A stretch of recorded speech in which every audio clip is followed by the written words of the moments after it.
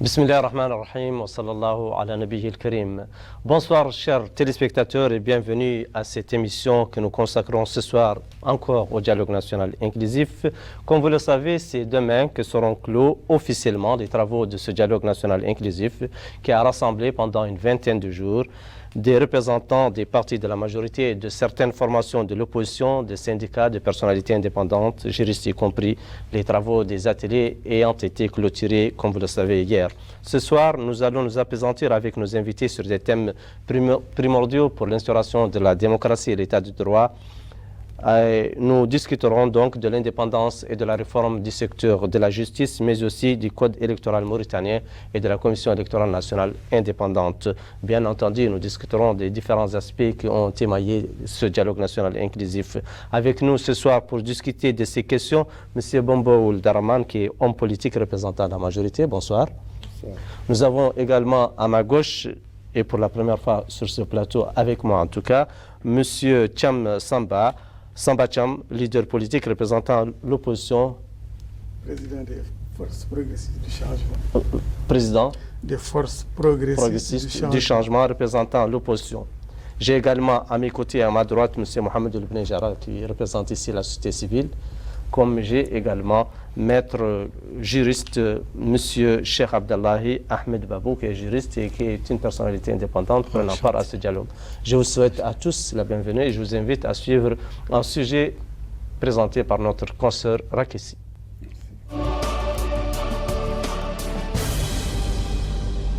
C'est la fin des concertations au Palais des Congrès en attendant la cérémonie de clôture pour tourner la page du dialogue national inclusif. Ces derniers jours, les participants issus des différents partis politiques, centrales syndicales, organisations de la société civile, ont abordé les différents thèmes au menu des échanges. Ainsi, sur les questions politiques et électorales, la mise en place des conseils régionaux semble avoir reçu l'assentiment des participants, de même que la révision du code électoral pour le rendre consensuel. Les acteurs ont par ailleurs plaidé pour un renforcement des prérogatives des municipalités. Concernant la CENI, la majorité des participants sont favorables à une restructuration de cet appareil qui devrait être composé de personnalités indépendantes dont les compétences sont reconnues par tous. Au niveau des réformes constitutionnelles, si pour certains la vice-présidence constitue une avancée démocratique qui va contribuer à rendre plus solide notre constitution et le jeu démocratique, tel n'est pas le cas pour d'autres qui y voient un chamboulement du système institutionnel qui pourrait favoriser le particularisme. L'article 26, relatif à la limitation de l'âge des candidats à la présidentielle, a aussi été au centre des débats. Si pour certains, l'âge ne constitue pas un obstacle pour exercer la fonction de président, pour d'autres, l'état de santé du candidat qui a atteint un âge avancé pourrait être un handicap pour la charge de chef de l'État. L'invité surprise de ces concertations reste sans nul doute l'équation liée à l'article 28 concernant les verrous des 2 mandats. La question de la probabilité d'un 3e mandat a été évoquée par certains participants qui ont réaffirmé que rien ne s'oppose à une telle modification, qu'ils jugent du reste légitime. Pour d'autres, c'est la ligne rouge à ne pas franchir. Sur ce plan, ils sont catégoriques, ils ne cautionneront pas une telle révision. En ce qui concerne l'état de droit et la justice sociale, les participants sont unanimes sur la nécessité de consolider l'unité nationale du pays. L'introduction des langues nationales dans le système éducatif, entre autres, a eu l'approbation des participants. Il en a été de même pour la place de l'arabe, qui est commun à tous les Mauritaniens. La mise en place d'une politique basée sur la discrimination positive était également au centre des débats. Enfin, les discussions sur la gouvernance économique et financière ont requis l'unanimité sur l'impérieuse nécessité pour notre pays de disposer de ressources humaines de qualité et d'une répartition équitable des richesses. Le choix stratégique d'une politique économique devrait permettre, de l'avis de tous, de favoriser l'émergence économique de la Mauritanie. Aujourd'hui, les travaux en atelier sont terminés. Les commissions ont la lourde tâche de se pencher sur la rédaction des conclusions du dialogue afin de produire un document consensuel pour demain, date de la clôture officielle du dialogue national. La question qui s'impose, pour commencer, quelle évaluation faites-vous, M. Bombol Darman, et la question est posée à chacun d'entre vous, de ce qui s'est passé durant toutes ces journées au cours desquelles les différents protagonistes se sont rencontrés pour discuter des questions essentielles. Bismillahirrahmanirrahim, sallallahu ala nabiyil karim. Merci beaucoup, M. Cheikh, pour cette opportunité que nous est donnée ce soir de revenir sur les principales étapes de ce dialogue national inclusif. D'abord, je voudrais dire que nous nous réjouissons d'avoir entamé et terminé ce dialogue tant attendu et tant souhaité par le parti et par le système de façon générale.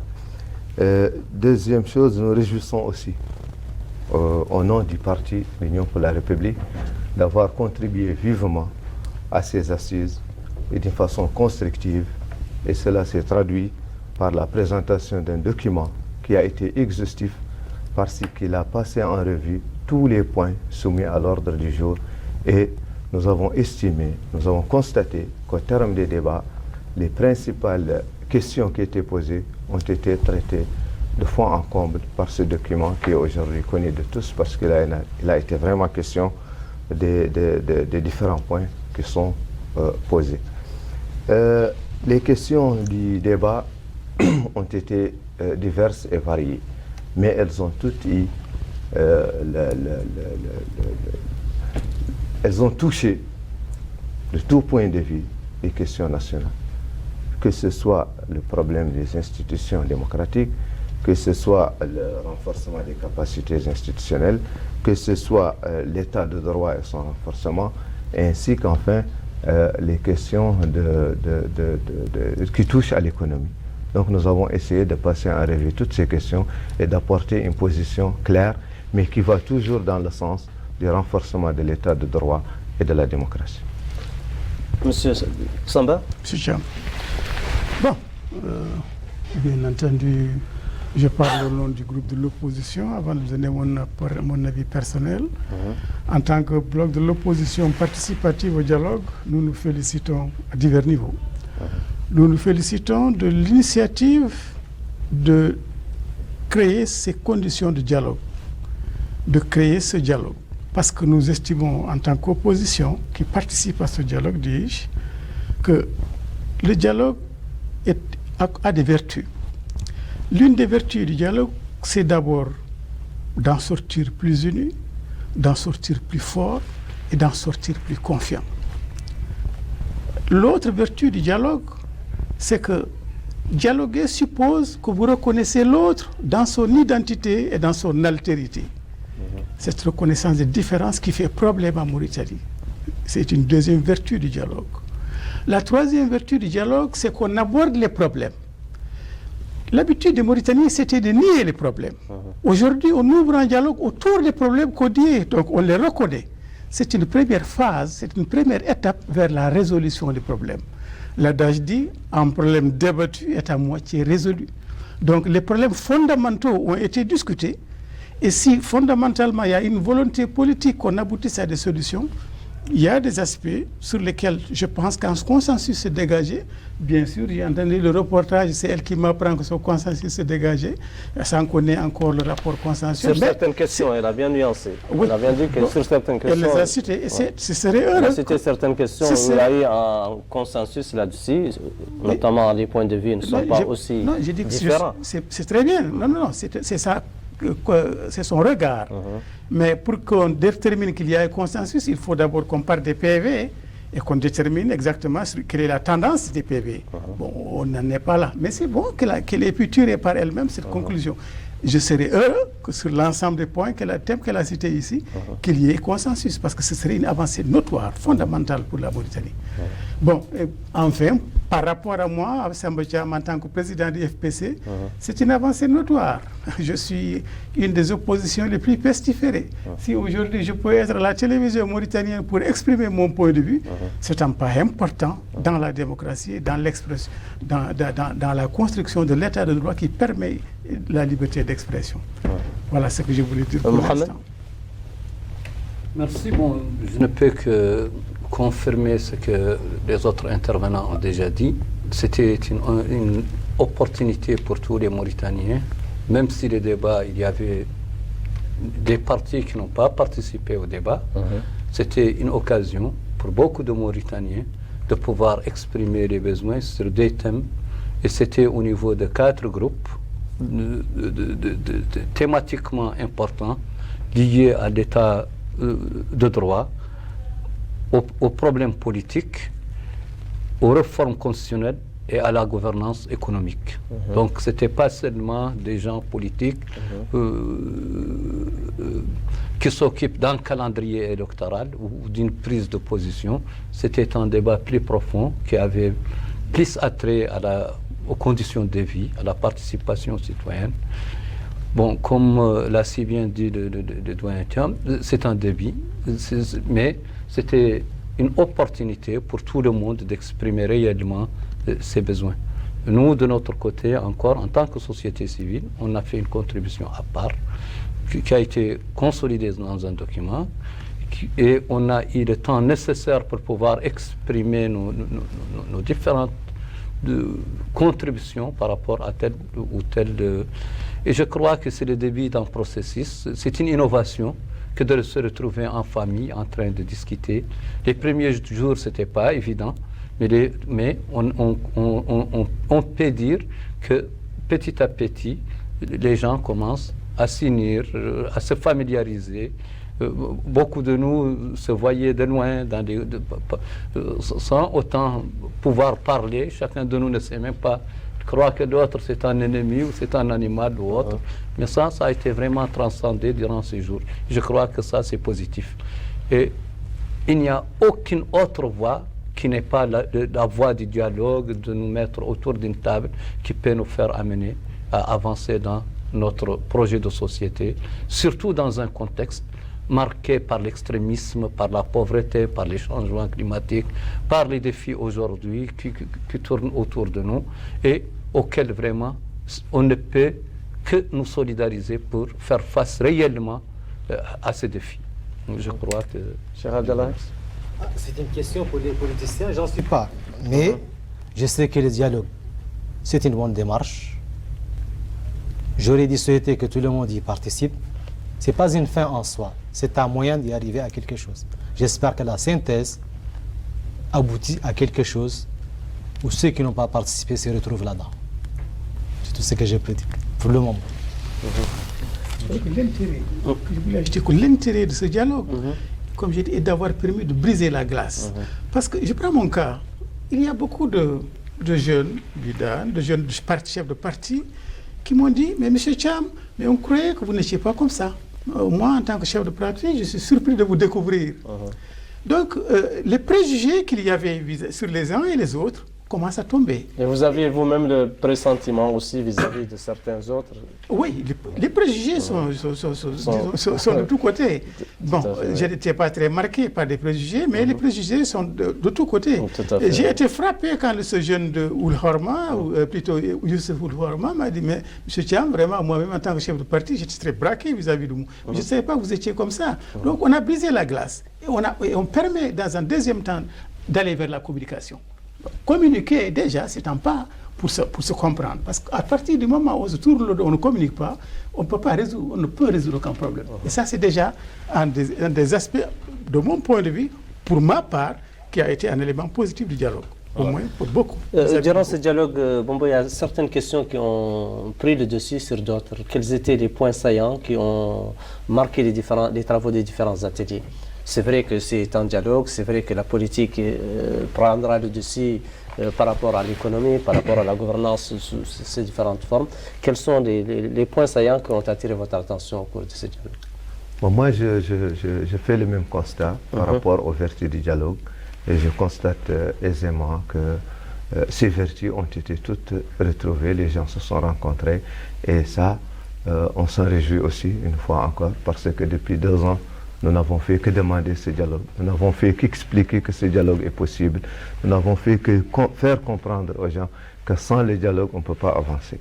Les points les plus saillants, de notre point de vue, et notre document au niveau de l'Union pour la République, c'est voulu un document total. C'est-à-dire qu'il a traité toutes les questions sur le même pied. On a considéré que toutes les questions qui intéressent le dialogue sont des questions cruciales et importantes pour le développement de ce pays. Mais ce qu'on doit toujours reconnaître, c'est qu'un dialogue, c'est un processus. Ça commence, il y a des difficultés, il y a des blocages, les gens font appel à leur intelligence, à leur vertu de dépassement. Et c'est ce qui a fait qu'aujourd'hui, après 20 jours, on considère qu'on a fait vraiment une étape, comme on dit dans le monde du cyclisme. Les questions étaient diverses. Il y a des questions qui divisent, effectivement, mais notre point de vue là-dessus est qu'il faut faire la différence entre ce que veulent les militants, les participants et la volonté nationale. Nous, en tout cas, en ouvrant ce dialogue, nous n'avons pas d'autres intentions que de faire participer tout le monde et aboutir aux conclusions qui sont en train de se faire. Il est arrivé que des gens expriment leurs sentiments personnels ou leur volonté personnelle. Ça a été la question de l'âge, le plafond de l'âge pour la candidature, pour être candidat à la présidentielle. Il a été aussi question des partis politiques. Les gens n'étaient pas d'accord sur la taille des partis, sur leur taux de participation, sur les déterminants pour qu'un parti reste sur la scène politique, sur le pourcentage qu'il faut avoir pour rester dans la scène politique. Et il y a eu des divergences de point de vue aussi sur la question des mandats. Certains ont estimé que ce que les gens appellent les verrous devraient être laissés tels quels, et que si on touchait à un verrou, il devient possible de parler de tous les verrous. Mais c'est des points de vue personnels, de militants, de sympathisants, des gens qui sont venus pour exprimer. Vous ne l'avez pas proposé dans votre document? Dans notre document, il n'a pas été question d'un troisième mandat. Mais au cours des débats, nous avons estimé que s'il faut parler, s'il faut faire sauter les verrous, il devient loisible à chacun d'en parler. Mais dans notre document, il n'a jamais été question de ce problème, parce que de notre point de vue, ce n'est pas un problème qui est posé.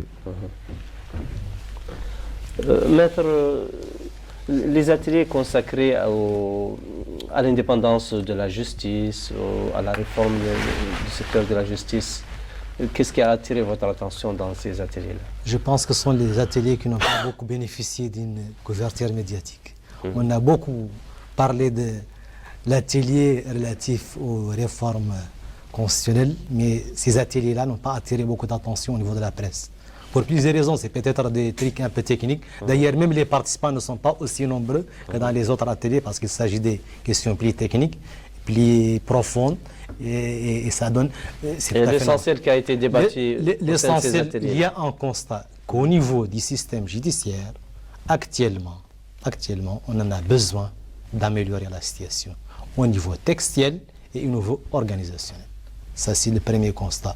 Au niveau du code électoral, s'il y a un consensus que le texte n'est pas si mauvais que ça, on a ce problème d'instrumentalisation de la CENI. C'est qu'on l'a beaucoup personnalisé. Et c'est tout à fait normal, quand on regarde le contexte mauritanien, une CENI désignée par des partis politiques, elle ne peut pas être indépendante du point de vue pratique. Comment tu peux demander à quelqu'un d'être indépendant alors qu'il est nommé par un parti politique? Donc ça pèse sur son fonctionnement, et c'est là où il y a le problème qu'il faut chercher dans l'avenir comment résoudre ce problème. Il a été discuté de la composition. Il a été discuté de la composition, mais le problème qui se pose au niveau de la CENI, c'est que c'est des propositions des partis politiques, les membres de la CENI. C'est vrai, c'est une institution de supervision. Elle ne peut pas faire toutes les opérations électorales, mais elle doit être en mesure d'être une institution au sens de celle-ci. Une institution, c'est des procédés, c'est des méthodes, mais pas de la gérance directe. On ne peut pas imaginer des élections sans le ministère de l'Intérieur. Mais la CENI, c'est l'institution qui oriente, qui guide, qui résout les problèmes ponctuels qui surgissent d'un moment à l'autre. Et c'est là où les débats, on peut parler de cette question. Et je pense que si la synthèse va passer dans ce sens, je pense qu'elle va avoir une référence de la constitution de la CENI et comment elle doit fonctionner pour qu'elle puisse être ou répondre aux aspirations de tous les Mauritaniens. Parce que dans sa composition actuelle et son mode de fonctionnement, je pense que tout le monde est d'accord qu'il ne sert à rien. Monsieur Cham. D'abord, par rapport à ce que j'ai senti au niveau de l'atmosphère générale, par rapport au thème qu'a développé M. Bamba, puis ensuite par rapport à la CENI proprement dit, parce qu'on commence à rentrer dans les éléments de l'état de droit. Par rapport à l'atmosphère générale, bon, ça a été une atmosphère passionnée. Une atmosphère passionnée, mais responsable. Qui est responsable assez souvent. Et les ateliers qui ont polarisé le plus de monde et le plus de passion, c'est deux ateliers fondamentalement. C'est l'atelier numéro 1 sur l'atelier portant sur l'érection de l'état de droit et l'unité nationale. Et l'atelier numéro 2, c'est les réformes constitutionnelles, parce que deux éléments nous bloquaient, c'est les articles sur le mandat et les articles sur l'âge. Sur l'âge, oui. Bon, il y a ces deux ateliers qui ont drainé du monde. Maintenant, par rapport à l'organisation proprement dite, si j'avais des critiques, je dirais qu'il y a eu quelques couacs quand même. D'abord, si on va vers un dialogue, il faut permettre aux gens de communiquer. Pour qu'on communique, il faut qu'on traduise. Ça doit être systématique. Il y a eu des couacs par rapport à ça. Quelquefois, ça a été fait dans certains ateliers, dans d'autres, ça a été des ratés. Et c'est des choses à corriger si on devrait faire un prochain dialogue. Le deuxième élément, encore qu'il faut corriger dans le futur, lorsqu'on dresse des défis, il faut que ce soit des questions défis. Or, dans l'agencement des questions, dans le libellé des thèmes, il y a un manque un peu on sent une sorte de décousu et une certaine légèreté dans leur agencement et dans leur, comment dirais-je, la manière dont ils ont été retenus. Je comprends ça, c'est peut-être les partis qui l'ont proposé comme ça, mais si j'avais à reformuler, j'ai dit que j'aurais peut-être intitulé ça autrement, pour que les gens ne se perdent pas dans les détails, parce que dans le libellé des questions, il y a des questions fondamentales, il y a des questions subsidiaires qui sont des réponses aux questions fondamentales, et toutes sont au même niveau. Ça disperse. Ce qui aurait dû être fait, c'est en tant que défi, c'est de retenir 4 ou 5 thèmes. Défi sur l'unité nationale, c'est le principal défi. Défi sur la sécurité, c'est l'un des défis essentiels, le terrorisme. Défi sur la bonne gouvernance, défi sur l'érection de l'état de droit, et on aurait pu peut-être ajouter 2 autres défis. Défi sur la pauvreté et défi sur le désordre qui règne dans ce pays-là. Comment le redresser. Voilà, si on avait intitulé ça comme ça ou libellé ça comme ça, les gens ne se perdraient pas. Mais bon, c'est parti, dans chaque organisation, il y a nécessairement de couac. Ça a été le couac, et peut-être que la prochaine fois, il s'y prendrait mieux. Cela dit, par rapport à la question au niveau de l'atelier de la réforme constitutionnelle sur les mandats, et sur l'article 26 et 28, et sur l'article portant le plafond de l'âge, c'est vrai, ça a été principalement des articles qui ont bloqué. L'article sur la vice-présidence a été débattu, mais il a été sujet à controverse. Et on y reviendra peut-être. Et enfin, il y a quand même au niveau de la décentralisation, c'est un article plus ou moins sur lequel j'ai pensé qu'il y a eu un consensus. Et au niveau de l'atelier 1, plutôt le thème sur l'unité nationale, c'est un des volets les plus débattus. Sur cette question-là, je crois que les Mauritaniens ont accepté de reconnaître qu'il y a un problème d'unité et qu'il faut trouver des solutions à cette unité.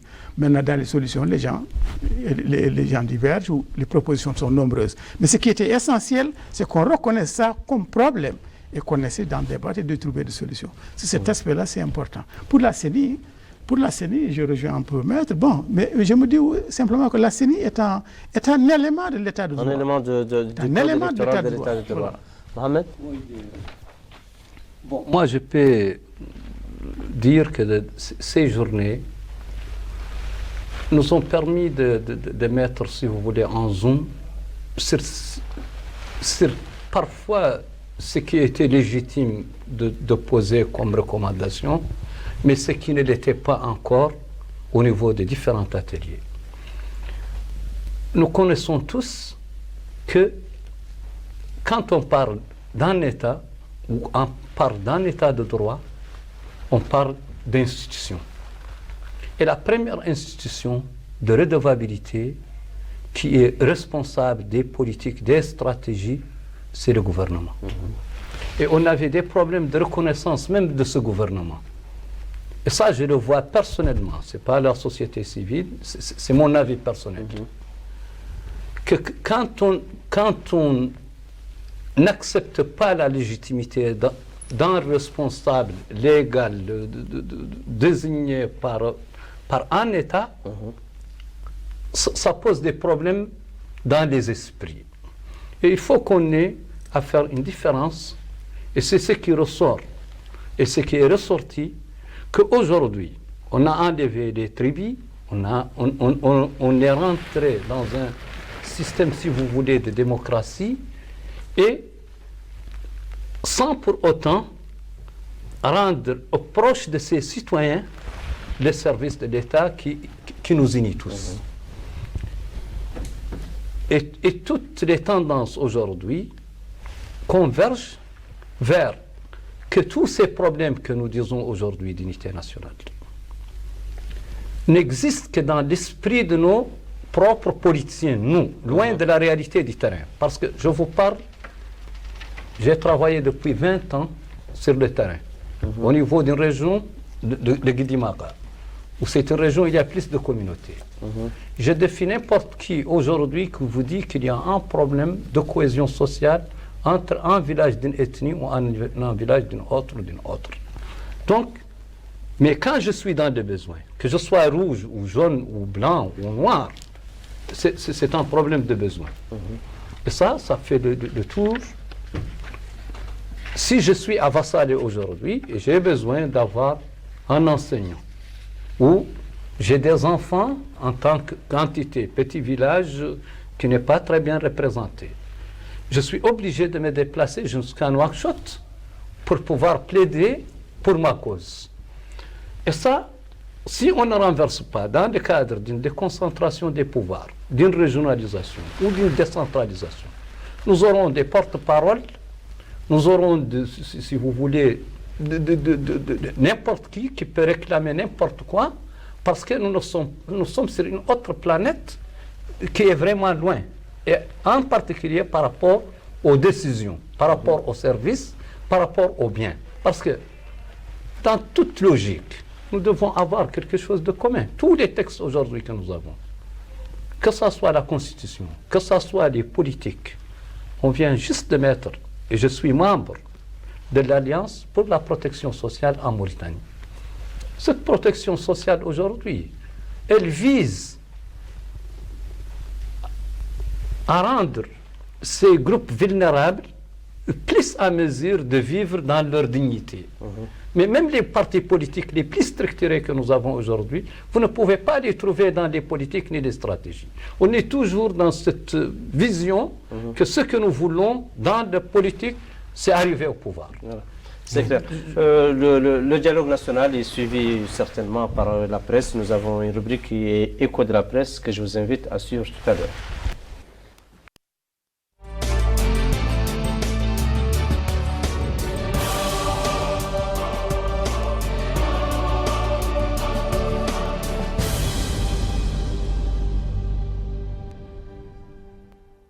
Le dialogue national inclusif continue de faire les choix gras de la presse en ligne.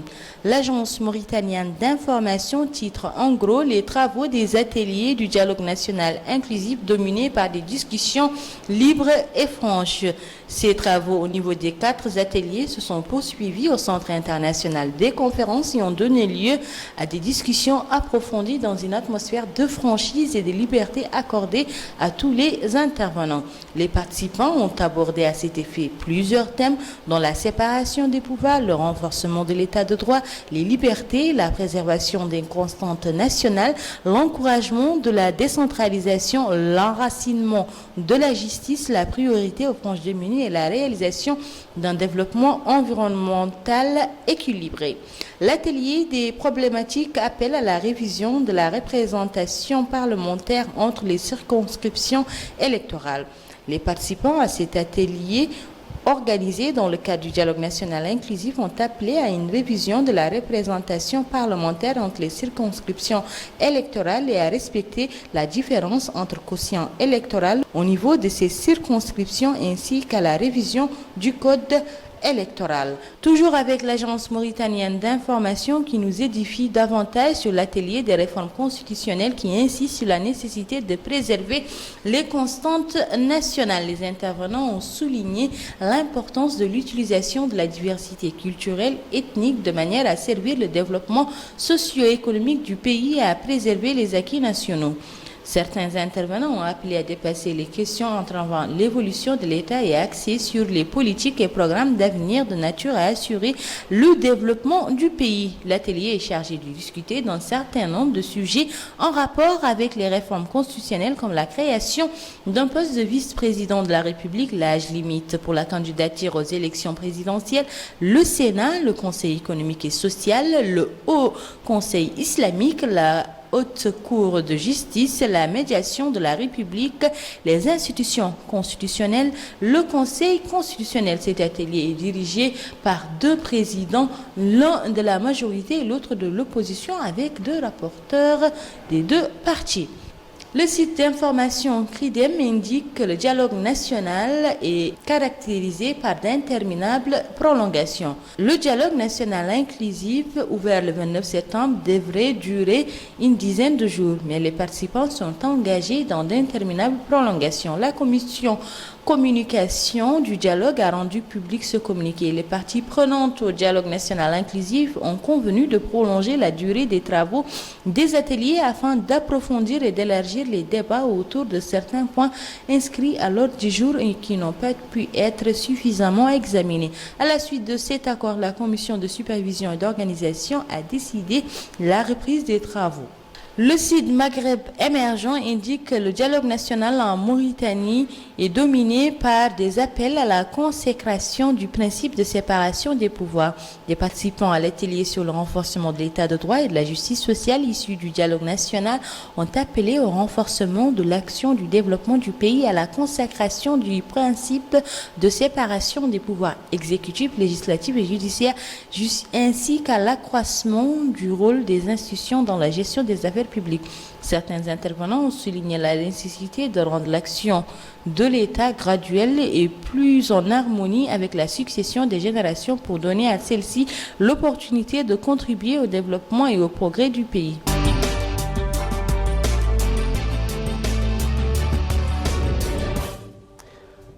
Votre contribution au dialogue national, la contribution de votre parti, qu'est-ce qu'elle propose en matière d'unité nationale, de renforcement d'unité nationale et de cohésion sociale? Très bien. Par rapport à l'unité nationale, nous avons estimé que l'unité nationale suppose une diversité culturelle. C'est parce qu'il y a plusieurs composantes dans ce pays qu'il a été question parfois de l'unité nationale. Nous proposons que des mesures qui sont d'ailleurs prises, le gouvernement a pris beaucoup de mesures dans le sens du rapprochement et du renforcement de cette unité nationale à travers des programmes qui touchent les couches les plus vulnérables de ce pays et qui approchent l'administration de ces entités-là. Donc une décentralisation, et une décentralisation bien réfléchie, qui essaie d'apporter les solutions à chaque frange de cette population, par la généralisation de la scolarisation, le renforcement des capacités par rapport aux activités qui sont exercées par ces entités vulnérables. En plus des programmes qui renforcent la justice sociale et qui essaient autant que faire que les gens soient traités de la façon la plus équitable et la plus sérieuse. Je crois que le gouvernement actuel a tout mis en œuvre pour renforcer cette unité nationale à travers ses programmes, à travers ses réactions, à travers l'application des lois d'une façon juste et équitable entre toutes les composantes de la nation. Et ce sont ces propositions-là qui ont fait l'objet de notre contribution à travers ce dialogue. Monsieur Thiam, est-ce que vous sentez cet effort consenti ou déployé par le gouvernement, c'était par Bombo tout à l'heure, en matière de renforcement de l'unité nationale, et quelles solutions proposez-vous? Ce n'est pas mon avis. Mais d'abord, je voudrais répondre à monsieur. Allez-y. C'est cette catégorie de Mauritaniens qui nie qu'il y a des problèmes d'unité. qui estime que ce problème est dans la tête des politiciens. C'est une approche dangereuse, parce qu'elle n'est pas juste. Parce que si on nie les problèmes, on continue de les amplifier et de leur donner un développement tel qu'à un moment donné, on ne peut plus les contrôler. Première remarque. La deuxième remarque, ce n'est pas nous les politiciens qui avons posé dans la salle de numéro 1 d'atelier consacré à l'unité nationale qu'il y avait problème d'unité. Il y avait des éléments les plus irréductibles de l'UPR qui ont posé cette question de l'unité nationale. Il y a des éléments des militants de base qui ont posé cette question d'unité nationale. Ce n'est pas donc des éléments de parti, ce n'est pas donc des éléments de leader de parti. Ça, c'est un élément. Le deuxième élément, cette unité nationale, est-ce qu'elle se pose de manière concrète? Oui, elle se pose de manière concrète. Je prends des cas. Prenons votre télévision. Si on dit que l'unité, c'est la reconnaissance de l'autre dans sa diversité et dans son identité, ça veut dire que vous me reconnaissez comme différent et que moi, je suis différent de vous. Si notre télévision nationale est une télévision nationale qui devait représenter toutes les couches, Bidan, Hartani, négro-africains, on devrait se retrouver dans cette télévision au même niveau. Qu'est-ce qu'on constate? C'est que dans les tranches d'horaire, négro-africains, Pulaar, Soninké, Wolof, Hartani, ils ont 30 minutes chacun. Tout le reste, c'est les Bidan qui ont toute leur culture toute la nuit. Les radios, c'est pareil. Les télévisions privées, c'est pareil. Qu'est-ce que vous proposez? J'arrive. C'est pour lui montrer. Restons-en au niveau de notre télévision. J'en viens. Je voudrais bien entendre une proposition. Je laisse la télévision, je vais au niveau des écoles. Le Britannique militaire qui existe, il ne recrute que des Arabo-berbères. Pas de Hartani, il n'y a pas de négro-africain. Quelle institution? Le Britannique militaire. La petite école qui est là-bas à la sortie vers la plage, l'école des petits-enfants qui vont devenir des officiers, qu'est-ce qu'elle recrute? L'école de mine, qu'est-ce qu'elle recrute? L'école polytechnique, qu'est-ce qu'elle recrute? L'école de médecine, qu'est-ce qu'elle recrute? Il y a problème d'unité parce qu'il n'y a pas d'égalité. Il y a une ségrégation au niveau du recrutement. Tout à fait. Et je prends l'exemple du bac cette année. Série C. Sur 100 admis en série C, il y a deux négro-africains. Pourquoi? Mais exactement, je vous pose la question. Vous allez me dire parce que les Arabes sont plus intelligents? Non. Je ne vais pas vous dire parce que les Arabes sont plus intelligents. Je vous pose la question, pourquoi? Parce que c'est à cause du système éducatif qui discrimine. À cause du système éducatif qui est conçu de telle manière qu'avec des bonus pour les uns, avec des matières de punition pour les autres, fait que simplement les enfants négro-africains sont déclassés. Fondamentalement. Sinon, dans les accords qui existaient avant, dans les filières avant, quand nous étions avec nos compatriotes arabo-berbères avant, mais ils ne passaient pas avant nous. C'était Kouar Bidan. Maintenant, c'est Bidan, jusqu'au bout. Donc, il y a problème. Ça, vous me l'apprenez, je ne le connaissais pas. Oui, vous me l'apprenez. Allez vérifier les résultats du bac. Vous me l'apprenez, je ne crois pas qu'il y ait ségrégation au niveau de l'enseignement. À ce que je sache, parce que l'école mauritanienne est ouverte à tous les Mauritaniens. Il y a un système conçu de telle manière que certains échouent massivement, les autres réussissent. L'école fait échouer certaines catégories et qu'elle défavorise. Non, si vous me dites, M. Thiam, que le système éducatif est défectueux dans son ensemble, je peux accepter. Mais que vous me dites qu'il y a ségrégation raciale au niveau de notre enseignement, je ne peux pas le comprendre tout simplement. Je n'ai pas dit ségrégation raciale. J'ai dit que le système est construit de telle manière. Quand on parle en bac C, oui. En bac C, vous n'avez pas besoin d'être blanc ou noir pour avoir un bac C. Qu'est-ce qui se passe? Il faut étudier, il faut s'inscrire et se présenter au baccalauréat pour avoir son bac C. J'arrive, mais il faut avoir des performances en mathématiques, ce n'est pas là le problème. Mais les performances en mathématiques, chacun d'entre nous peut avoir des performances en mathématiques. Non, ça c'est... Non, monsieur Cher, je crois que monsieur Thiam a parlé même... Monsieur Thiam, vous avez parlé même de bonus. Attendez, je vous explique, vous allez répondre. Allez-y, Thiam, il termine d'abord. Excusez-moi. Par rapport comment dirais-je, au système, j'ai dit que la manière d'introduire les langues arabes pour les négro-africains a été faite de telle manière que ça les pénalise. Mais l'enseignement scientifique est dispensé en langue française. Je sais, mais pas en langue arabe. Mais je sais, mais lorsque vous avez... Vis-à-vis de la langue française, nous avons les mêmes compétences. On a les mêmes compétences. Et vous parlez de bac C. Or, les matières scientifiques sont enseignées, à ce que je sache, en langue française. Oui, mais pas en arabe. Mais ce que je veux vous dire, c'est que lorsqu'on fait un examen au concours, on prend les meilleurs. Et lorsqu'il y a des matières dans cette série-là qui pénalisent les gens, tel que l'arabe qui a été éclaté en 4 matières avec des coefficients 3 ou 4, qui pénalisent complètement les négro-africains qui ne sont pas versés dans cette matière, ils sont déclassés. Voilà pourquoi, sur 100 admis, on n'a que 2 admis. Ce n'est pas parce qu'on ne connaît pas les mathématiques. C'est un sujet à discussion complété. Allez vérifier. Maintenant, par rapport à ce que nous disons, les propositions que nous avons par rapport à l'unité nationale, je veux qu'on revienne à certaines bases. C'est parce que si on ne revient pas à ces bases, on force les données du problème. Il faut qu'on revienne sur les bases constitutives de la Mauritanie. Quand le colon est venu, il a assemblé 2 espaces géographiques, le nord et le sud. Il a rassemblé 2 peuples, arabo-berbères et négro-africains. Il a rassemblé 2 entités politiques. Mais ces entités ont été rassemblées avant le colonisateur. Non, du tout. Si, mais vous n'allez pas me dire... Laissez-moi vous expliquer. Avant que le colon soit là, il y avait des Émirats qui avaient leur propre politique. Non, mais il y avait cette cohabitation entre les... La question, j'ai dit assemblée. J'ai dit assemblée. Assemblée. Avant qu'ils viennent, chacun était de son côté, chacun avait son terroir. Il y avait les Émirats, il y avait les royaumes. Il y avait les Émirats du Brakna, du Trarza, de l'Adrar. Il y avait le Guinimaka, le Wallo et le Fouta. C'est ça qu'il y avait. Chacun avec son organisation politique propre, avec son organisation sociale propre. C'est ça que le blanc a agencé. Maintenant, si le blanc a agencé ça pour qu'on en fasse une Mauritanie, comme disait Mokhtar, une Mauritanie très d'union, il faudra qu'on tienne compte de ces 2 entités. Ça, c'est un. Pour qu'on en tienne compte, il faut que vous me reconnaissiez, vous, comme différent de vous. Il faut que vous me reconnaissiez comme ayant les mêmes droits. Oui, je reconnais que vous êtes Mauritanien comme moi, vous avez les mêmes droits, vous avez les mêmes devoirs. L'égalité de langue et de culture. Je n'ai pas les mêmes accès. Je viens d'expliquer, si mes enfants échouent à l'école, si je n'ai pas les mêmes possibilités de représentation au niveau des médias, si ma culture n'est pas reconnue, ma langue n'est pas officielle, ma culture ne se voit pas. Comment votre langue n'est pas officielle? Elle est instituée dans la constitution mauritanienne que la langue nationale est le polar, et le wolof. Et elle est où? Et elle est où? Elle est où ma langue nationale? C'est ça qu'il faut régler. C'est ça qu'il faut régler. Les corollaires, il faut les régler. Si vous voulez qu'il y ait différence, qu'il y ait unité, ce n'est pas de l'unité. Vous ne voulez pas nous demander de vous dire, vous acceptez que nous sommes nous, en tant qu'entité. Vous nous reconnaissez en tant que tel et vous nous reconnaissez les mêmes droits.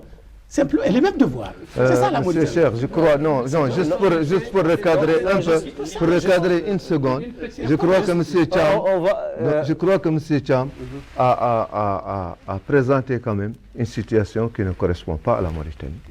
Aller jusqu'à dire qu'il y a des bonus pour permettre à certains de passer en classe supérieure et d'autres pour bloquer une entité, je crois que cela ne correspond pas. Non, ça ne correspond pas à la réalité. Ça ne correspond pas à la réalité et ça ne correspond pas à la Mauritanie. Vous avez dit bonus et vous avez même utilisé des quotas. Or, ça n'a jamais existé. Il peut y avoir des disparités. Il peut y avoir des disparités. En plus, on ne peut pas consacrer la langue officielle et la mettre au même niveau que les autres langues qui ne sont pas officielles. Attendez, si nous compétissons... Non, je voulais juste vous faire une précision. J'ai compris, mais je voulais juste vous préciser que bonus, vous l'avez pris au sens premier du terme. Non, ce n'est pas ce que je veux dire. Je veux dire que pour être concret, lorsque nous faisons un examen, vous et moi, vous parlez arabe, le français, nous sommes égaux. Si vous parlez votre langue maternelle, qui a des matières dans cet examen-là, il y a de fortes chances que vous me dominiez. Parce que non seulement sur la langue française, nous avons les mêmes capacités, mais par rapport à votre langue maternelle, vous êtes nécessairement mieux que moi. Ce n'est pas ma langue maternelle, c'est ma langue officielle. C'est la langue officielle. Ce n'est pas la langue maternelle, c'est une langue officielle. C'est une langue officielle. On ne peut pas la... langue officielle. Mais ça n'a pas été fait encore. Proposez-le. On est en train... Moi, je l'ai entendu dans les assises. Je l'ai entendu. Mais à ce jour, ces langues ne sont pas encore arrivées au stade de la langue officielle. Et on ne peut pas demander que du jour au lendemain, qu'elle soit traitée au même niveau. On peut le faire. Vous l'avez proposé. Mais ça va passer peut-être dans les conclusions. Mais à l'état actuel, on ne peut pas reprocher à un État de privilégier sa langue officielle. Non, c'est ce que vous êtes en train de dire. Tout à fait. Nous avons une langue officielle. Elle ne peut pas paraître en termes de quotas ou de coefficients. Au même titre qu'une langue maternelle. On peut lui donner des coefficients tels qu'elle ne pénalise pas. En tout cas, on peut construire le système de telle manière qu'elle ne pénalise pas ceux qui ne parlent pas cette langue-là. C'est faisable, En tout Mais on ne l'a pas fait. en tout cas, aujourd'hui. Mais la langue c'est une- arabe, elle c'est est une- enseignée une depuis la aberration de première dire année que- du fondamental. Pourquoi les gens ne l'apprennent pas? Mais l'après, ils ne comprennent pas. Ah non. Parce que simplement. Comment ils comprennent le Ils français et l'apprennent. l'anglais et ne comprennent pas Mais l'arabe? ils Ça, l'apprennent. je ne peux pas C'est- l'imaginer. c'est- On va écouter Maître. allez, Peut-être qu'il vous écoutez-le. complétera sur ce Écoutez-le. sujet. Je pense que c'est la question du défi. Dialogue, l'unité nationale. C'est un défi. Je comprends M. Cham quand il parle de ces différences, mais je pense aussi que ce qu'il propose, c'est de détruire l'unité nationale. Si on veut partager la Mauritanie en quota, ça veut dire qu'on ne parle pas en réalité de l'unité. Cherchons ce qui peut renforcer celle-ci sans les quotas. Parce que si on va le faire en quota, ça veut dire qu'on ne cherche pas l'unité dans son sens plus large et plus concret. Je comprends le souci, je comprends que l'éducation, c'est le meilleur vecteur de consacrer une unité réelle. Mais je pense que la citoyenneté, le sens de citoyenneté prime sur ces questions. Et si on renforce le sens de l'appartenance à la Mauritanie, auprès de tous les Mauritaniens, Bidan, Pel ou Négro-Mauritanien ou tout, je pense que le problème d'unité nationale peut se résoudre. Et je comprends votre souci en termes de langue. Mais c'est une question qui, je pense, ne doit pas être débattue au niveau du dialogue. C'est une question qui est plus profonde. C'est une question plus doit être profonde. débattue à tous les niveaux. Non, Mais on doit faire des assises spéciaux Sans a priori. pour la question de l'unité nationale. Je pense qu'il faut faire des Il assises. faut détaboutiser, il faut Voilà. parler Non, de tout. il faut faire des assises spéciaux particuliers pour la question de l'unité nationale. Parce que c'est quelque chose de crucial. De façon brève, parce que vous avez déjà... Oui, de façon très brève, il y a quelque chose qui nous unit et dans lequel nous sommes comptables. C'est les engagements nationaux, c'est nos lois, c'est les lois qui sont ratifiées par notre pays, ça nous engage. Et le premier document commun, c'est la Constitution de la République islamique de Mauritanie, qui dit dans son article 6, qui est voté par toute la Mauritanie dans son ensemble, les langues nationales sont l'arabe, le poulard, le soninké et le wolof. La langue officielle est l'arabe. Avant de finir, au minimum, on doit être démocrate. Si c'est une majorité, ça c'est le journal officiel de la République islamique de Mauritanie. Et alors, c'est la Mauritanie. Si la majorité, c'est pas la force, c'est la démocratie. Si la majorité du peuple mauritanien opte pour l'enseignement de l'arabe, faisons un plaidoyer, c'est l'occasion de demander au peuple mauritanien de prendre comme les Chinois, comme sa langue nationale. Non, Sur quoi se base-t-il pour dire qu'il y a une majorité ici et pas là? Sur quoi vous basez-vous? Sur quelles statistiques vous basez-vous? C'est la Constitution. La Constitution, La Constitution. la Constitution a dit que vous êtes plus nombreux que nous. Non. Alors, bien, sur quel comment dire, Non, non. facteur vous basez-vous pour déterminer que c'est la loi de la majorité? Monsieur Cham, je vous pose juste une question. donne le plus bref. Vous avez une le idée plus des bref. statistiques Des composantes Mais nationales? c'est là le problème. Attends. L'autre problème, c'est qu'au niveau de nos statistiques, cette question est tabou. On ne dit pas combien vous êtes, combien nous sommes. C'est Cham, tabou. Combien sont Cham, là? est-ce que C'est tu as... tabou. Moi, je te pose une Pourquoi autre c'est tabou? question. Si Cham, réellement il n'y avait pas de calcul, il n'y avait pas d'agenda secret, pourquoi c'est tabou? Qu'on sache le poids démographique de chaque nationalité. Il n'y a pas de problème par rapport à ça. Désolé, Cham, mais quand vous me dites vous êtes, nous sommes, je ne me retrouve Non, non, pas. non. on Je ne me est retrouve votre pas. télévision, Je ne me vous êtes... retrouve- Si vous me dites, Moi, je n'ai- si vous me dites, Monsieur Cham, Écoutez. vous êtes, nous sommes, je ne me retrouve absolument Écoutez. plus. Parce que moi, je Cher, considère je lui pose une que je question. suis Si vous autant le mauritanien permettez. que vous. Hanin, Nous sommes au même Cham, niveau. Chef, la Faites question- doucement avec Cham. Vous m'avez dit. vous m'avez retiré Non, non, la parole. la parole Oui, est à vous. il termine, on va vous donner la parole. Faites doucement avec Cham. Vous m'avez dit sur quelles statistiques? Oui. Je vous ai dit que les statistiques sont tabous parce qu'elles ne donnent pas le poids des nationalités. Si je dis nationalité, vous êtes d'une nationalité arabe aussi, dites-vous, en tant que nationalité arabe, simplement. Parce qu'on n'a jamais effectué un recensement général de la population sur... Chef, Le je crois recensement que de j'ai la parole. 73, le recensement de Hanin, Cham, 73 indique Cham, bien moi, la je vais vous rubrique. poser une Vous êtes question quoi? de compréhension Vous très êtes simple. Poulard ou Bida? Cham, On va Cham, écouter Mohamed. Les citoyens mauritaniens. le premier constat que je Au vous... deuxième degré. On n'est pas au deuxième degré. C'est là le problème. C'est pourquoi il y a Non, problème non, d'unité. dans un premier C'est parce que degré, dans nous la sommes citoyens citoyenneté, il n'y a pas mauritaniens. d'égalité. Nous sommes Attends, régis par une loi. Mais oui, par vous des avez lois. raison, vous avez raison. C'est Si c'est les lois, question. si c'est les lois, le fondement de nos lois, c'est la Constitution. Elle dit ce que je viens de lire. Si c'est la réalité de terrain, le bac dont vous parlez maintenant, il a été fait Le ministre à l'époque, c'était Ba Ousmane, natif de Kalignoro.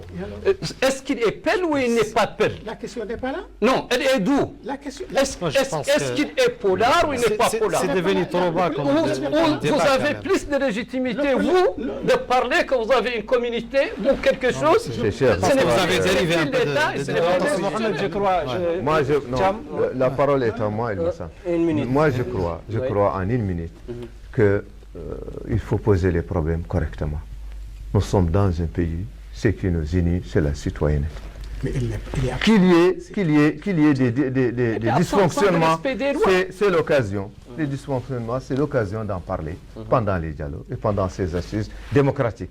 Mais on ne peut pas, et vous les avez posés. Moi, j'ai entendu certains gens poser le problème des langues nationales, leur valorisation, leur réécriture, leur écriture. Cela est de bonne guerre.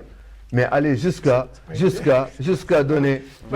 Non, c'est de bonne guerre. Non, c'est normal, c'est naturel qu'on pose cette question. C'est pas de bonne guerre. Ce n'est de... pas une guerre qu'on fait quand lorsqu'on pose... Non, je crois que vous n'avez pas... Vous allez nous mener sur un autre terrain. C'est de bonne guerre, on n'en parle pas quand il s'agit de la guerre. Je disais que nous sommes des citoyens régis par des lois nationales. Il faut voir à travers ces lois, est-ce qu'il y a quelque chose qui fait une discrimination ou qui favorise la discrimination? Il n'y en a pas. Dans les pratiques du gouvernement, dans les pratiques de l'État, il n'y a pas aujourd'hui. Non, c'est mon point de vue et je le défends. Aujourd'hui, il n'y a pas un recrutement qui est orienté vers les Bédans ou vers les Wolofs ou les Verts. Donc nous sommes régis par la loi et par la pratique. Ce que notre gouvernement fait, il dépend. Pour terminer, je voudrais dire aussi que le document de base de l'IPR a insisté pour parler de la citoyenneté. Le reste, c'est une balkanisation qui n'a pas sa raison d'être en Mauritanie. On va juste écouter les points de vue de certains participants au dialogue propres recueillis au Palais des Congrès ce matin.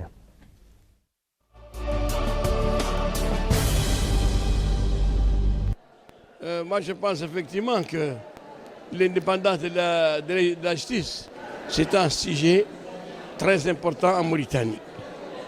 Et nous ne pouvons pas essayer d'aller au niveau des grands pays, parce que des grands pays, il y a des grands pays, il y a des conseils d'État, il y a des conseils constitutionnels, il y a des modèles de désignation. Mais nous, actuellement, ce que nous voulons, c'est que nous voulons en tout cas que le parquet, une séparation nette entre en tout cas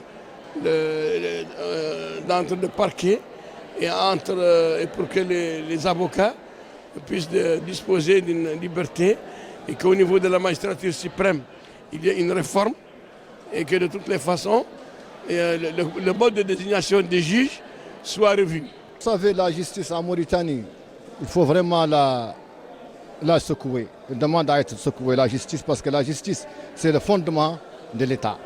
Parce que dans un pays, il n'y a pas de justice, on ne peut rien faire. Il faut d'abord qu'il y ait une justice. Les gens ont traversé beaucoup de points, mais il reste beaucoup à faire encore. Concernant la CENI, tout le monde est anonyme, que l'expérience passée de la CENI n'était pas bonne. Et tout le monde demande que cette CENI doit être révisée, revoir la composition de la CENI et introduire de nouveau jeunesse dans cette composition de la CENI pour les prochaines élections. Il faut dire que la justice a été retenue comme étant un élément fondamental de l'unité nationale. Il a été dit, d'ailleurs le point d'orgue de notre atelier, c'était la justice, qu'il faut absolument que tous les citoyens, qui qu'ils soient égaux devant la justice, qu'il y ait un traitement égal pour tous les citoyens, sans quoi il y aura des ressentis, sans quoi il y aura toujours donc des ressentiments et sans quoi l'unité nationale sera lésée. Donc il s'est dégagé un consensus au niveau de l'atelier qu'on doit vraiment mettre tout en œuvre pour que la justice soit véritablement indépendante.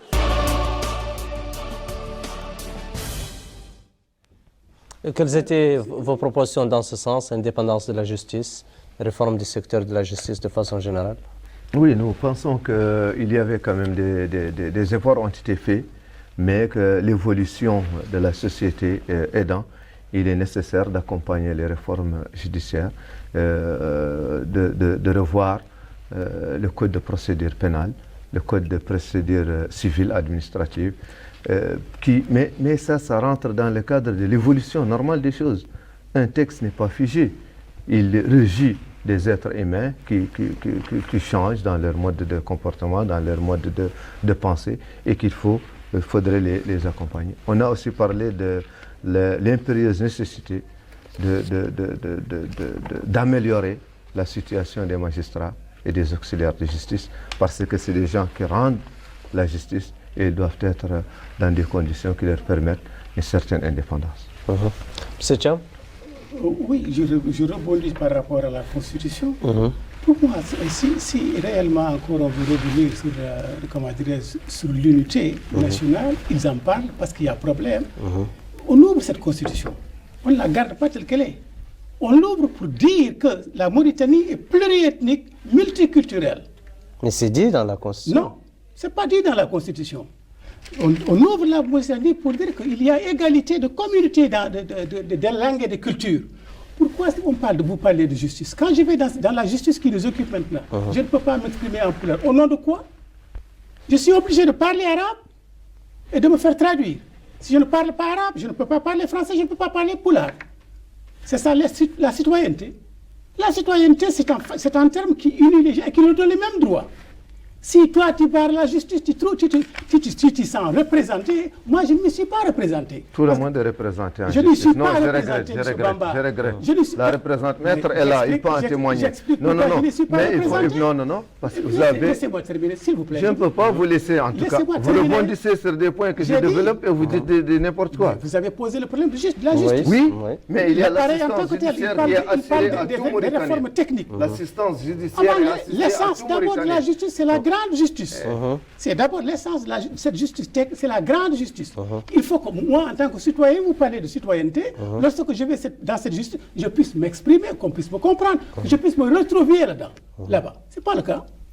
Alors, vous me ravalez les oreilles avec la citoyenneté. Oui, bien sûr. Oui, la citoyenneté. Attendez, on ne comprend pas de quelle citoyenneté vous parlez. Quand vous venez en justice, excusez-moi, quand vous êtes en justice, vous êtes défendu. À la Déclaration universelle des droits de l'homme, qui dit qu'on ne parle pas d'origine ethnique. Ce n'est pas un syndicat, nous sommes dans une nation.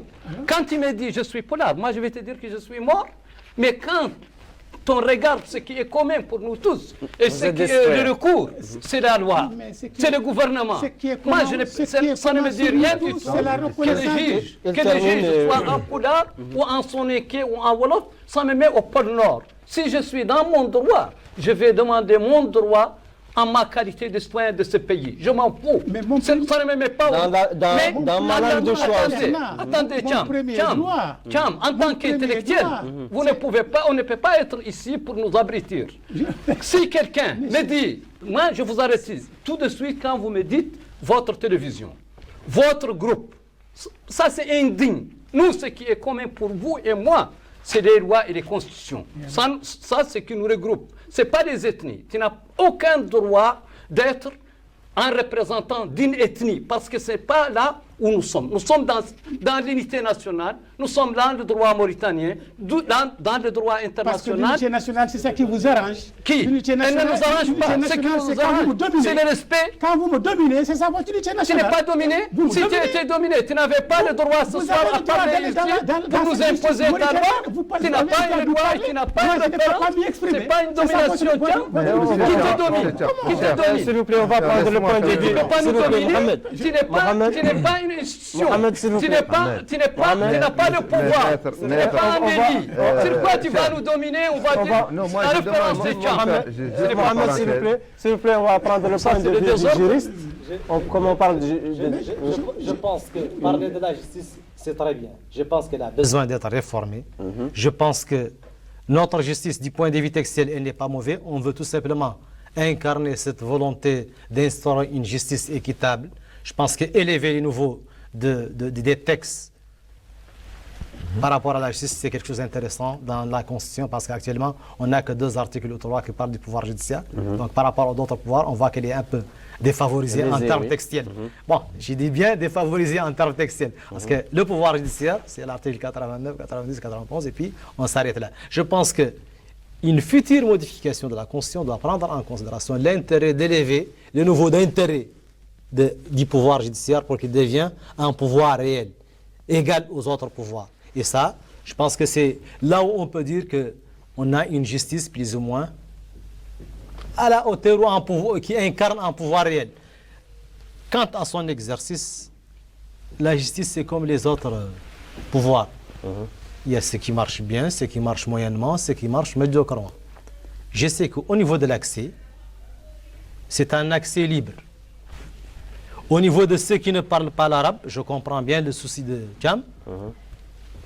Le code de procédure pénale, qui est intéressant, le code de procédure pénale oblige le juge, l'instance judiciaire, toute instance judiciaire, que si la personne ne s'exprime pas arabe, de lui amener un interprète. Obligatoirement. Donc il parle dans la langue qu'il veut et l'interprète traduit ce qu'il dit. Et si lui ne comprend pas la question, l'interprète, lui, traduit la question. Quel que soit par ailleurs, quel que soit étranger, mauritanien, ça c'est ce qu'on appelle les principes procéduraux. Donc toute personne a droit d'avoir un interprète devant l'instance judiciaire telle qu'elle est. C'est vrai, l'assistance judiciaire, c'est un autre aspect, je n'en parle pas pour le moment. Il est prévu qu'il y ait une assistance judiciaire. Est-ce qu'elle est opérationnelle ou non? Je pense que pour le moment, elle n'est pas encore opérationnelle pour assurer l'accès à la justice, mais textuellement, il existe un texte qui assure l'assistance aux plus démunis de la population mauritanienne. Mais, parlons proprement de la justice, c'est vrai qu'un État a besoin d'une justice réelle. Parce que l'investisseur qui vient a besoin d'être rassuré que son investissement est protégé. C'est cher. Oui. Tout à fait, on est bien d'accord que c'est la justice qui fait développer les pays. Et il n'y a pas d'investissement aujourd'hui sans un appareil judiciaire équitable, avec des lois claires et modernes. Et j'insiste, et je sais que vous pouvez en témoigner, que beaucoup d'efforts ont été faits. Et des efforts sont d'ailleurs en train d'être faits pour que nos lois soient des plus modernes et qui soient conformes aux dernières exigences en matière d'arbitrage, en matière d'investissement. Donc sur ce plan, on a fait une grande évolution. Ce qui manque, les textes et le document que nous avons présenté revient sur les principales innovations qui, de notre point de vue, peuvent améliorer cette situation. Mais la justice aussi, c'est une affaire d'homme. Et elle sera toujours perfectible. J'allais dire à M. Cham que quand on se présente devant la justice, on a besoin de 2 choses. Ou bien d'être compris parce qu'on ne parle pas la langue du juge. Le droit, le code de procédure permet à chaque Mauritanien d'être traduit, de se faire comprendre. Et l'assistance judiciaire, elle est assurée par les textes. Si en pratique, on n'arrive pas à apporter à chaque personne une assistance juridique, en tout cas la loi les permet. Je reviens juste par rapport à ça, juste pour une minute, par rapport à la question de la justice, justement. Soyez bref, on va donner la parole. Juste 2 minutes, c'est juste par rapport à la justice, la question se pose au niveau des relations entre pouvoirs. On a des très bons textes actuellement qui régissent notre justice, du point de vue textuel. Mais du point de vue rapport de pouvoir, on sent que le pouvoir judiciaire est toujours ressenti en infériorité par rapport aux autres pouvoirs, même s'il est proclamé en pouvoir égal. Du point de vue pratique, on voit très bien l'ingérence du pouvoir exécutif dans le judiciaire parfois, ce qui n'est pas souvent, surtout au niveau d'imitation des juges sans motif. Et ça pèse un peu sur la crainte d'un juge de prendre une décision qui est hors de la volonté de l'État. Tu peux l'écouter sur un poste. Voilà. Monsieur Cham. Moi, je crois qu'il y a 2 niveaux. Un niveau technique qui régit un peu l'évolution de tous les pays, c'est-à-dire ce qu'on appelle un état de droit, qui repose sur 4 axes essentiels. Le premier axe, c'est le principe qui lie le prince. Le deuxième axe, c'est la loi, c'est le respect de la loi fondamentale et les lois et les règlements. Le troisième axe, c'est le respect des libertés fondamentales. Le quatrième axe, c'est la séparation des pouvoirs. C'est ça qui régit un état de droit, techniquement applicable partout. Mais notre fondement, c'est quoi, nous? Le problème, c'est que le fondement est vicié. Nous voulons construire un pays sur ces bases-là, sans reconnaître ses composantes nationales, toutes avec les mêmes chances, la même égalité. C'est là le problème. Ce problème de citoyenneté qui se pose, il ne se décrète pas par une loi, il se décrète. Un décret. C'est un vote. Voilà, on parle le langage de sourd. On parle de langage de sourd. J'essaie de lui compliquer les bases des difficultés, les fondements ça ne se des décrète pas. difficultés. Ce n'est pas un décret. C'est une constitution, M. Cham, s'il te plaît. C'est ça le problème. On ne peut pas comprendre et accepter de discuter avec quelqu'un qui dit merde à nos documents. C'est notre constitution, s'il te plaît. S'il vous plaît, Mohamed. Si vous ne respectez pas notre constitution, vous ne faites pas partie de nous. C'est notre. C'est notre. C'est notre avec Si tu n'es pas de cette constitution, c'est la constitution mauritanienne. on ne discute pas. Non, c'est la vôtre aussi. C'est pour la Mauritanie. C'est la constitution de la République islamique de La Mauritanie. constitution n'est pas sacrée, ce n'est pas le Coran. On l'ouvre parce qu'elle Elle n'est pas ouverte. C'est la loi fondamentale, c'est la référence. C'est la référence. Oui. Si tu ne reconnais pas cette référence, tu elle n'es n'est pas pas du national. Coran. On l'ouvre Quelqu'un doit créer un certain nombre. Mohamed. Doucement. Calmez-vous. Si tu me dis que tu ne reconnais pas la constitution, ce n'est pas de cette manière. et ce n'est plus un intellectuel. Laissez-le terminer. Quel est le mot qui peut te permettre de dire que c'est un décret, une constitution? Voilà, il répond tout simplement, Qu'est-ce qui allez-y. te peut de dire? Il me dit que si je ne reconnais pas la Constitution, je suis un peu en hors la loi. Vous êtes en hors la loi? Si C'est le premier fondement de la loi. Mais laissez-moi terminer, monsieur. Allez-y, Cham. Le problème, c'est que moi, je vais vous expliquer, mais vous vous fermez. Mais vous voulez C'est nous ça, arrêter. Mohamed, il faut l'écouter. Mohamed. Si vous me dites Je que ne vous veux ne pas vous reconnaissez pas appliquer. cette constitution, en quoi on peut continuer un débat avec quelqu'un qui ne reconnaît pas la constitution? Je veux vous expliquer Il calmement explique. pourquoi je ne suis pas d'accord avec cette constitution. J'ai le droit. Calmement aussi. Non, vous n'avez pas le droit. Faites-le C'est là calmement. où je ne peux pas être Mohamed. d'accord avec toi. Mohamed, Tu s'il ne te peux plaît. pas avoir le droit de ne pas accepter la constitution du pays, Mais qui est une loi. C'est une loi. Eh ouais, Et c'est bon. tu es obligé de l'accepter. Et c'est une Non, loi nationale non. votée par le peuple mauritanien. D'accord. Tu ne peux pas me dire je n'accepte pas cette loi parce qu'on ne confondez. fait pas la loi pour soi. Vous avez terminé. Elle est une loi mauritanienne. Vous avez terminé. Elle doit être appliquée pour tous les citoyens. Vous avez terminé, Mohamed, on va confondez. écouter Cham, tout simplement, allez-y. Le monsieur confond accepter Oublie-le, tu sais ce que tu veux dire, Cham. accepter et être imposé. On m'impose une constitution, je dis, n'est pas un siècle sacré. Si je ne me retrouve pas dans une constitution... Mais toutes les lois. Cham, laissez-moi nuancer un peu, s'il vous plaît. Laissez-moi Allez-y, il termine. J'ai dit... Elle ne t'appartient pas. Tu ne vas pas te retrouver dedans. Mais... Mohamed, Du pourcentage des gens qui ont voté contre la Mohamed. constitution. Mais elle devient une constitution de la République Oui. islamique de Mauritanie. Oui, c'est son droit le Et tu plus es absolu de voter obligé contre une de reconnaître constitution ou cette l'accepter, oui. constitution en tant que document de référence. Oui, d'accord, Mohamed. On écoute Cham, s'il vous plaît. De quoi, Dépassionné, s'il vous pouvez plaît. nous dire, Mohamed. Je ne reconnais pas ça. Mohamed. En vertu de Parce quoi? que je ne me retrouve pas. Mohamed, Je s'il vous veux plaît. me retrouver. Si vous acceptez... Pourquoi? Tu Mohamed, es s'il de la te plaît. Mauritanie ou tu n'es pas de la Non, Mauritanie? écoutez, La Mohamed. Mauritanie, c'est quoi? C'est à Écoutez, quoi? Mohamed. Mohamed. Mais s'il vous plaît, monsieur. Mohamed. Mohamed. Mohamed, s'il vous plaît, on va l'écouter sur ce... Moi, je fais... On va l'écouter sur ce sujet, Mohamed. Une constitution ou sur une loi. Mohamed, s'il vous Ce plaît. n'est pas un parlement. S'il C'est vous un plaît. avis. La question... S'il vous plaît, Mohamed, on va écouter Cham. La question, Allez-y. c'est que ce Allez-y. monsieur ne sait pas discuter. Allez-y. J'ai dit, Oui. il peut m'imposer sa constitution. Mais s'il accepte... C'est pas ma constitution. S'il vous plaît, c'est la Mohamed. constitution de Mohamed. l'État mauritanien. Mohamed, s'il vous plaît. Là, je t'arrête S'il vous automatiquement, plaît. Cham. S'il vous plaît. Tu n'as pas le droit D'accord. de nous dire ta constitution. J'ai le C'est la droit- constitution de j'ai la le République droit islamique de de contester Mauritanie. une constitution... Tu ne peux pas. quand je ne me retrouve pas. Allez-y, Mohamed Halim, on l'écoute, s'il vous plaît. Tu ne peux pas concevoir S'il vous plaît. On a compris votre point de vue, on l'écoute. Allez-y, monsieur J'ai Cham. dit que la citoyenneté, c'est d'abord à la partie de la base. Non, à la reconnaissance des textes qui nous lient. Qui C'est nous- ça la citoyenneté. et qui nous rend Tu ne égaux. peux pas. Qui nous rend égaux. Tu n'es pas une majorité. Devant tu n'es les pas textes, un nous sommes président tous de la égaux. République, Tu n'es pas un gouvernement. Devant qui les enseigne textes. le J'ai dit- truc. S'il vous plaît, Mohamed. Tu ne peux pas nous Mohamed, imposer ta loi. Mohamed, s'il vous plaît. Mohamed, s'il vous plaît. En vertu de quoi? Mohamed, tu s'il peux vous plaît. nous dire, c'est pas le texte mauritanien. Ça, c'est une constitution nationale. S'il vous plaît, Mohamed. La S'il vous plaît, minimum Mohamed. de Monsieur sérieux, Cham. c'est de vous- dire notre constitution. Allez-y, s'il vous plaît, Mohamed. Vous parliez tout à l'heure J'ai dit. de l'égalité devant les lois mauritaniennes. Nous sommes tous égaux devant toutes les lois mauritaniennes, à ce que je sache. Mais je donne un exemple. Y compris la Constitution, Je donne un toutes exemple. les Dans autres la lois. Allez-y, Constitution, allez-y. je donne un Je vous exemple écoute. dans la Constitution. Je vous écoute, monsieur Cham. J'ai dit, si on dit, par exemple, que la Mauritanie est arabe, islamique et africaine, Oui. je ne me sens pas... Elle est arabe, Islamique, islamique et C'est ce que le africaine. peuple mauritanien a voulu de ça. Oui, écoutez, on l'écoute sur Mohamed, on l'écoute sur ce plan. Toi, tu vas nous dicter notre Nous constitution. sommes en train de discuter d'idées. C'est pas des idées. on Je l'écoute. t'arrête quand il y a une loi. Mohamed, Tu peux pas me dire que c'est... Mohamed, on l'écoute sur ce plan. Nous sommes Non, autour d'une Mohamed, table. Mohamed, Il y a des choses... s'il vous plaît, Mohamed, on va l'écouter. Non, nous sommes quand devant deux choses. Le respect de nos lois et des principes. D'accord, c'est à nous tous, et à Tcham aussi, de défendre les lois mauritaniennes et de les respecter. S'ils ne les respectent pas, ce n'est pas à nous de lui imposer ce respect des lois.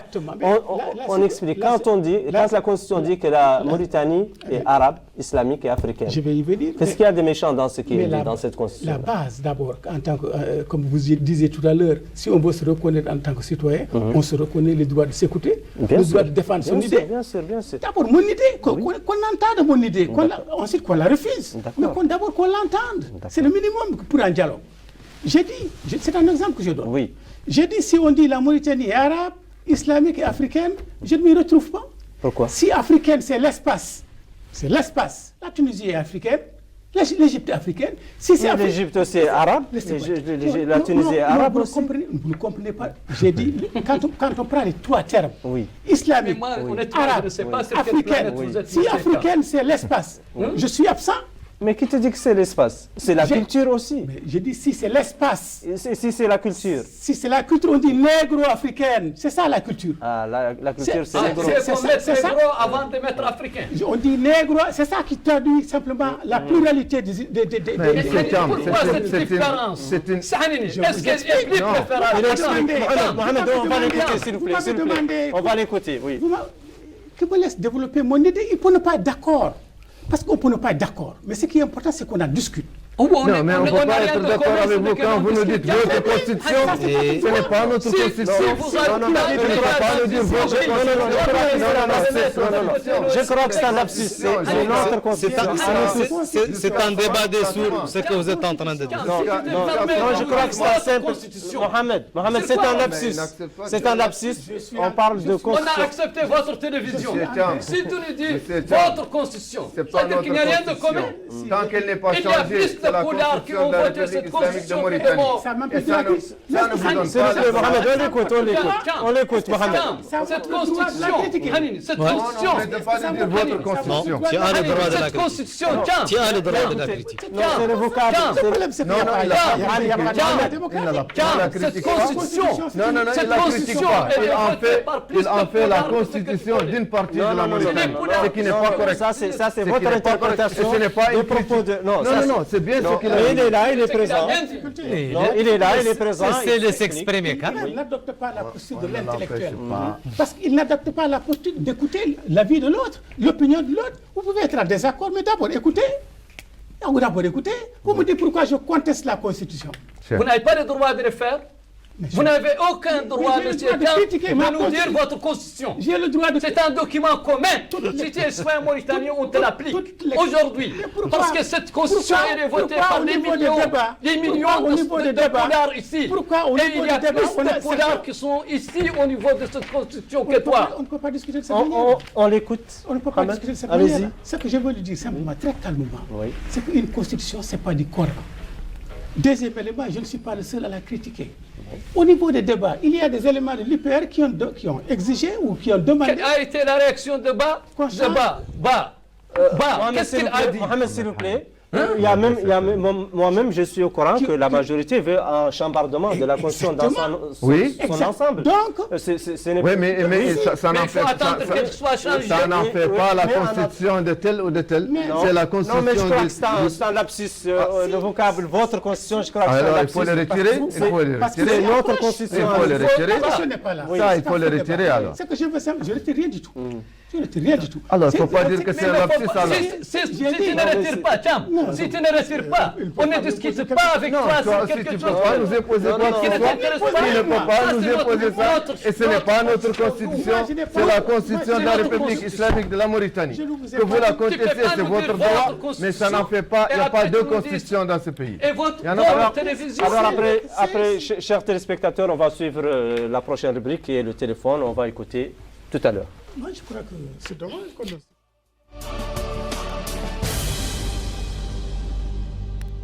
Mon point de vue par rapport au dialogue national, je dis c'est une bonne initiative. Il est nécessaire de dialoguer entre Mauritaniens pour voir ce qui ne va pas et essayer de résoudre plusieurs problèmes. Il s'agit de la cohabitation, de l'unité nationale, l'esclavage ou les séquelles de l'esclavage, l'enrôlement, les dossiers passifs humanitaires, le respect des droits de l'homme, la neutralité des institutions de l'État à l'égard des citoyens et l'indépendance de la justice. Que je souhaite que les conclusions du dialogue tiennent compte de préoccupations de toute la classe politique, aussi bien celles qui participent et celles qui boycottent. L'essentiel, c'est la finalité, ce qui est très important. Parce que s'il y a de bons résultats, c'est dire que les prochaines élections, éventuellement, toute la classe politique prendra part. Et surtout aussi que ces 62 points renforcent surtout l'unité nationale, parce qu'on en a besoin. Il faudrait qu'il est temps qu'en Mauritanie, que tout le monde se parle, se regarde sans arrière-pensée et se dise fils de la même nation. Le point, c'est-à-dire que l'analyse ou la définition que je donne à ce dialogue national inclusif, d'abord, je vois toute importance dans un dialogue. Donc, c'est depuis lors, le président de la République, Mohamed Abdelaziz, a fait une étendue au niveau de Chinditu. Et il a fait la même chose au niveau des MEMA le 3 mai passé. Et ce dialogue, je trouve son importance dans le cadre que les institutions mauritaniennes qui sont là aujourd'hui demandent beaucoup d'amendements. Et c'est pour cela que moi, personnellement, je suis installé dans l'atelier des réformes constitutionnelles. Donc, dans un pays, si nous voulons aller ensemble, nous devons discuter. Même dans un couple, pour qu'il y ait du progrès, de la stabilité, le dialogue doit être permanent. Et surtout en politique, le dialogue doit être permanent et constant. Du moins jamais où je ne rencontrerai pas tel ou tel n'a pas sa place en politique. Comme dit l'adage, les montagnes ne se rencontrent pas. Donc moi je pense que dialoguer c'est très important et je n'ai pas... Voilà, sur ce, je suis contraint de terminer ce débat passionnant et responsable. Je crois que le temps qui nous est imparti est à présent terminé. L'occasion pour moi de vous remercier, M. Bombolderman, représentant de la majorité ce soir, M. Cham Samba, représentant l'opposition, bloc de l'opposition, M. Cheikh Abdallah Ahmed Babou, personnalité indépendante, juriste, et M. Mohamed Ibn Jarrah de la société civile. Merci beaucoup d'avoir accepté notre invitation. Merci à vous, chers téléspectateurs, et à très vite. Merci à vous aussi. Merci.